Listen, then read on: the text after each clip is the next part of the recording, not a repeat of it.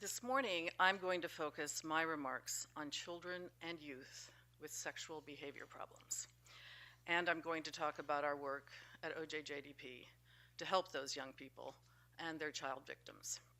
A recent study published in the Journal of the American Medical Association specifically looked at whether childhood sexual abuse predicts subsequent sexual offending.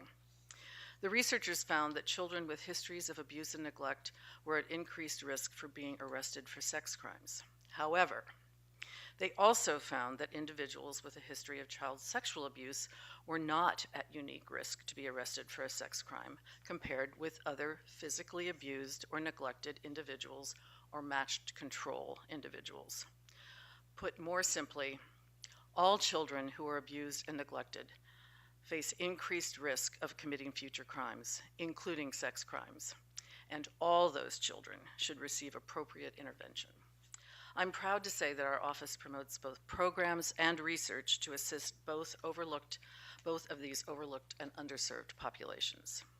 For instance, we are currently funding a program that includes support for project sites as well as training and technical assistance. The program features funding and includes one tribal site.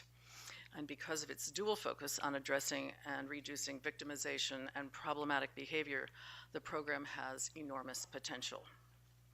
At each of the sites, multidisciplinary teams, which I'm sure most of you are familiar with, will develop community-based integrated services for youth with sexual behavior problems, their victims, and their families. Ultimately, the program aims to develop approaches that will help families and professionals recognize and respond to sexual behavior problems, rather than deny and minimize them. Early, effective, coordinated services will mean more and better treatment options. The program also includes an evaluation component so that OJJDP can measure the effectiveness of the project sites and determines if this approach should be replicated in other communities. It is vital that we use treatment approaches that are appropriate for youth, approaches which are very different from those used with adult sex offenders. First, any effort to treat youth with sexual behavior problems must be based on the well-documented fact that juvenile sex offenders have more in common with other youth in the juvenile justice system than they do with adult sex offenders. That is why treatment based on adult models have been largely unsuccessful. Any treatment used with youth must be developmentally appropriate and take into consideration the unique aspects of youthful offenders, including, and this is very important, potential previous victimization, inherent impulsivity, and their incredible capacity for rehabilitation. Teenagers are different from adults.